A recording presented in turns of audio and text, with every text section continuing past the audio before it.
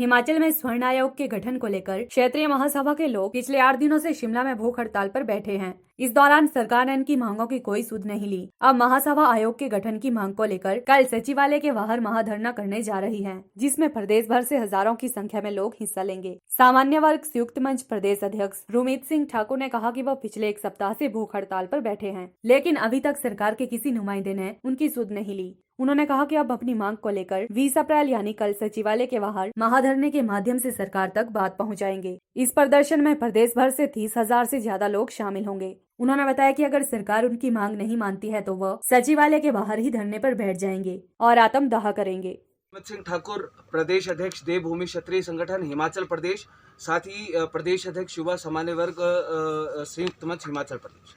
जैसा कि पूरा हिमाचल प्रदेश और आप सभी मीडिया बंधुओं के वजह से आज जो हमारी आवाज़ है आज पूरे हिमाचल प्रदेश के घर घर में जो गूंजी है, उसके लिए मैं अपने समस्त संगठनों की ओर से आप सभी मीडिया बंधुओं का दिल की गहराइयों से बहुत बहुत धन्यवाद करना चाहता हूं।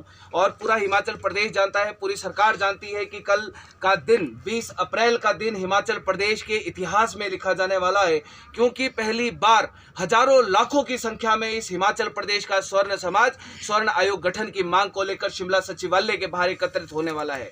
और जिस प्रकार हमने सरकार को पहले भी हमने साफ शब्दों में कह दिया है कि 20 अप्रैल तक सरकार के पास कल सुबह तक का भी टाइम है, आज का भी टाइम है कि प्रदेश के मुख्यमंत्री माननीय मुख्यमंत्री स्वर्ण आयोग गठन की घोषणा करें, जिस प्रकार मध्य प्रदेश में भी हुई हमारी मांग उठाने के बाद। लेकिन अगर कल तक माननीय मुख्यमंत्री इस हिमाचल प्रदेश की 70% स्वर्ण समाज की मांग को अनदेखा करते हैं, अनसुना करते हैं, तो हिमाचल प्रदेश का हजारों की संख्या में कल स्वर्ण समाज सचिवालय के बाहर होगा। मैं आप सभी लोगों को स्पष्ट शब्दों में इस प्रदेश की जनता को भी कहना चाहता हूं कि हम तब तक नहीं उठेंगे जब तक माननीय मुख्यमंत्री अपने गेट के पास आकर स्वर्ण आयोग गठन की घोषणा नहीं करेंगे। हम किसी प्रकार का कोई आश्वासन नहीं लेंगे कि कोई सरकार कहे कि हम आपके बारे में इसमें विचार करेंगे या कुछ। विचार करने का जो भी टाइम है सरकार के पास वो आज का दिन है। कल के बाद जो दिन होगा वो स्वर्ण समाज का शुरू होगा 20 अप्रैल को।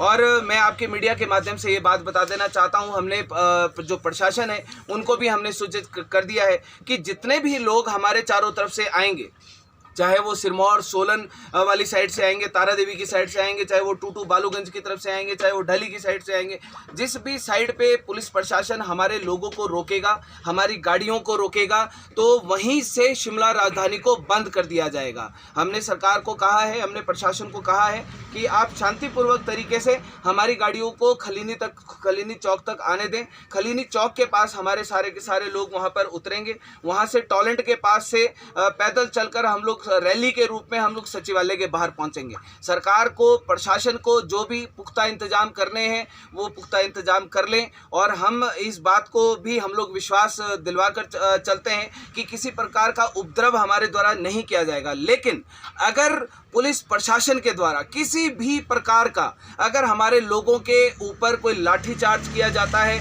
अगर किसी प्रकार का ऐसा कोई गलत एक्शन किया जाता है, तो उसकी पूर्ण जिम्मेवारी प्रदेश सरकार और वहां पर उपस्थित जो भी पुलिस फोर्स होगी उनकी होगी, क्योंकि उसके बाद हम अपने लोगों को नहीं रोकेंगे। क्योंकि शांतिपूर्वक तरीके से 3 महीने से हम लोग प्रदेश सरकार के समक्ष अपनी मांग को रख रहे हैं। लेकिन आप सभी लोगों को बताना चाहता हूं कि आज 7 दिन 8वां दिन है। 8वें दिन में हम लोगों को प्रशासनिक अधिकारियों की तरफ से कोई मिलने नहीं आया, कोई पूछने नहीं आया।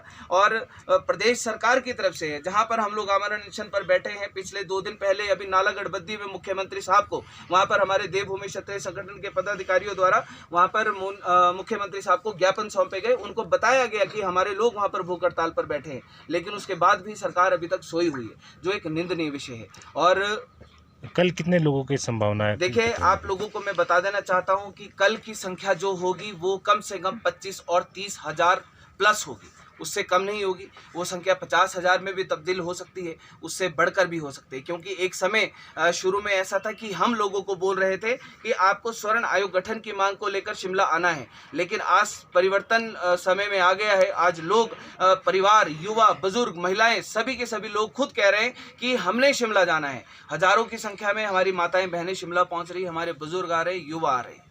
8 दिन के अनशन के बाद भी आपकी मांगों पर किसी तरह का कोई गौर नहीं किया जा रहा है, क्या सकते हैं कि हिमाचल प्रदेश का जो 70-75% स्वर्ण समाज है, एक बाहुबल संख्या में है, तो उनकी भावनाओं की या उनकी मांगों की इस हिमाचल प्रदेश की सरकार को या अन्य नेताओं को कोई कदर नहीं है, क्योंकि इन नेताओं की, इन सरकारों की कदर, इन नज़रों में हमारी कदर सिर्फ एक वोट बैंक है। उसके अलावा क्योंकि अगर कदर होती, अगर इन लोगों ने हमारे बारे में कुछ सोचना होता, कोई चिंतन करना होता, तो 70 साल थे।